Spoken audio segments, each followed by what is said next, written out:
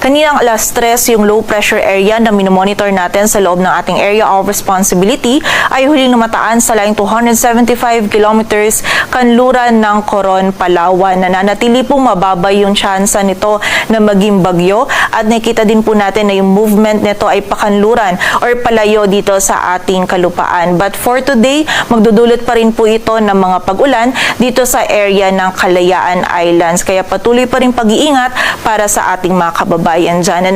And ito pong LPA na ito ay nakapaloob din sa Intertropical Convergence Zone or ITCZ na nakakaapekto pa rin sa Southern Luzon, Visayas at Mindanao. Kung saan kung ikukumpara po ng mga nakaraang araw, less na po yung mga pag-ulan na mararanasan natin na dulot ng ITCZ dito sa malaking bahagi ng Southern Luzon, Visayas at Mindanao. Ngunit meron pa rin pong posibilidad ng mga isolated na mga pag-ulan, pagkidlat at pagkulog. Kaya naman pag-iingat pa rin para sa ating mga kababayan sa posibilidad ng mga pagbaha at pagguho ng lupa.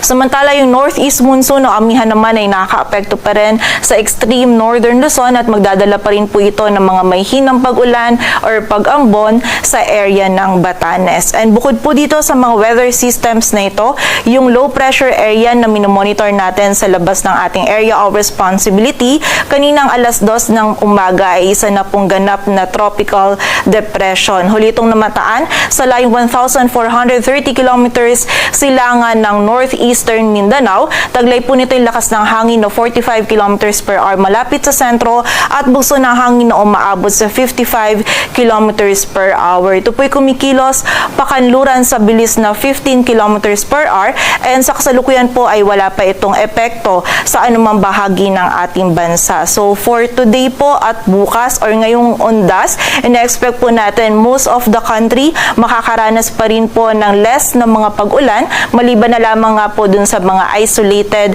na mga pag-ulan, pagkidlat at pagkulog. Kaya po pag-iingat pa rin and kapag tayo ay lalabas, huwag pa rin po natin kalilimutan yung pananggalang po natin dito sa mga pag-ulan nito. But expect po natin by Monday kung saan po yung mga kababayan natin ay nagsisibalikan na from mga probinsya or galing po from this long weekend. Expect po natin malaking bahagi po ng ating bansa ay makakaranas po ng maulan hanggang sa masungit po na panahon, lalong-lalo na dito sa may Southern Luzon, Visayas at Mindanao. Dulot po nitong approaching na bagyo and also at sa malaking bahagi din po ng Luzon na posibleng dulot ng trough or extension nito at ng shear line. Kaya naman po paghahanda para sa ating mga kababayan.